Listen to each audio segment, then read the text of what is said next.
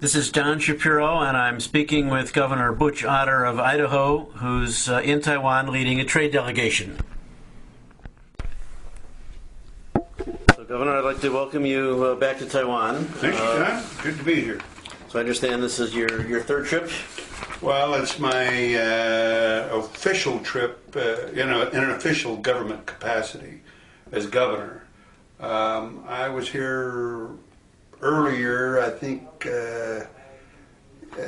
probably either late 80s or early 90s as lieutenant governor, leading a trade mission here then.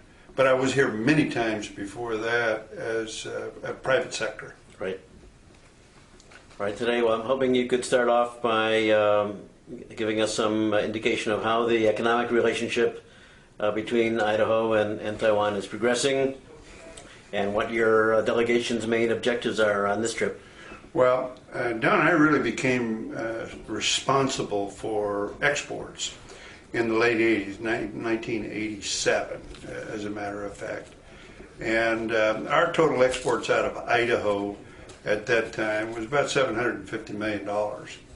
And about $500 million of that, or $500 million of that, was agriculture.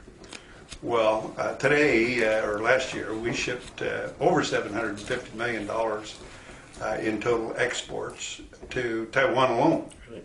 So they've become a very stable and a very strategic trading partner of ours, which has led to different relationships, including co-ownership of companies in both Idaho and in Taiwan.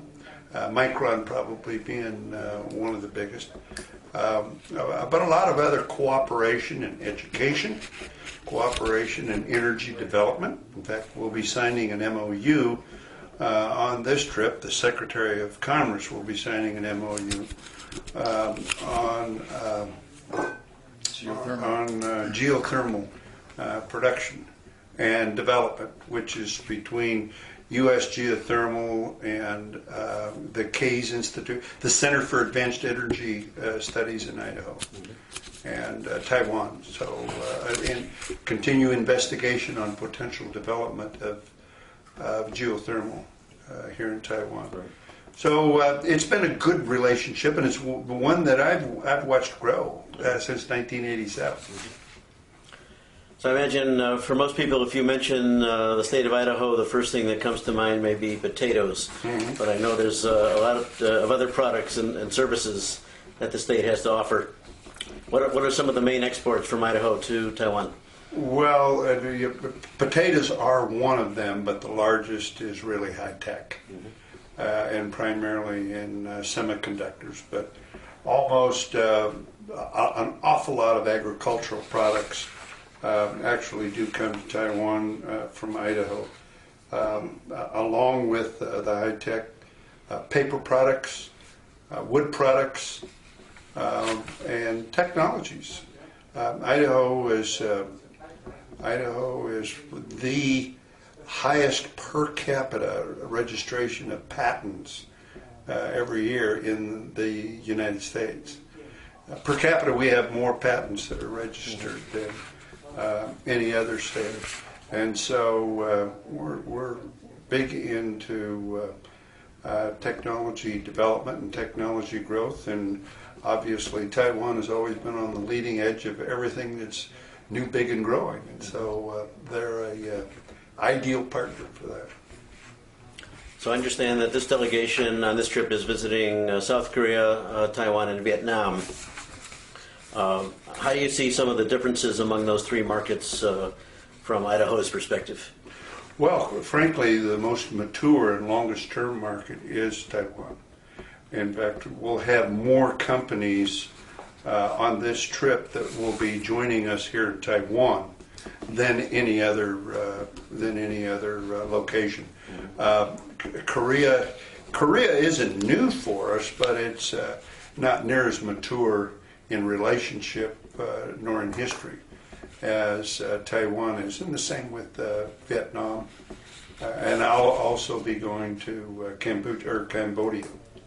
So, but We've got more companies. I think we got 18, 19 companies joining us here in Taiwan. I think we had 12 in Korea, and we're going to have like 14 or something in Vietnam. So this has always been, for us in Asia, in the Asian market, this has always been our favorite threshold. Glad to hear that. Yeah. You mentioned Micron. They're a very active member of our chamber. They've been a major player in the Taiwan semiconductor market, and we understand they're in the process of heavily increasing the investment here. What's your understanding of how Taiwan fits into Micron's global plans? Well, obviously they're one of the, if not the largest, one of the largest. They're the largest from Idaho.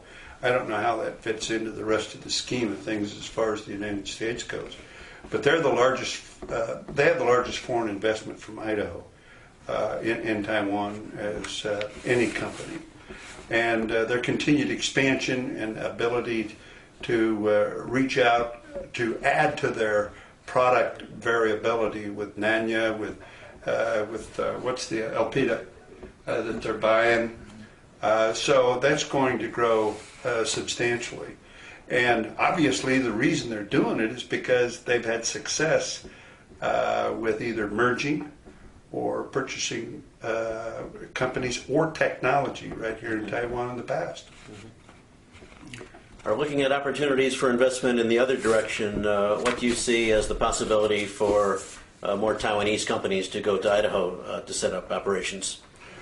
Well, especially if we're going to, and I certainly hope we not only continue, but I hope we grow in the area of providing not only foodstuffs, but other organic needs that they have, whether it's in precious metals or organic earths or whatever. But I see a tremendous opportunity. In fact, I proposed one to them, I think it was in '08 when I was here, of being able to pre-season contract some of their wheat needs, some of their grain needs, cereal needs, and also build a facility on our port in the port of Lewiston so they can control about 25 to 30% of their own market by pre-season contracting and buying. And if the world price goes up, they're already in with 25, 30% of their own product that's inexpensive. If the price goes down, well, then they can cheapen it down because they still have 70% to buy. But the main thing is that they control and originate their own source, which gives them a very powerful percentage or a very powerful position on the world market for foodstuffs, especially cereal grains. Right. Idaho is one of the states that's maintained an office in Taiwan for many years. What do you see as the main benefits of having your own office here? Well, once again, obviously the biggest benefit is the guy by the name of Eddie Yin. We are so fortunate in Idaho not only to have found Eddie early on in '89 when we opened the office, but also to keep Eddie, because Eddie is a tremendous talent. And I say again, and I am repeating myself, but we've always looked at Taiwan as the threshold of the Asian market. And so having an office here at the threshold of the Asian market, and the market that probably understands the rest of Asia better than any other would, I think it's been a very important office, not only for us to have had and opened in '89, but continue to keep and continue to use it as a strategic marketing position. Very good. Well, thank you very much, Governor, for your time, and I wish you a very successful stay here. I'm going to go get ready for dinner. And I think I'll be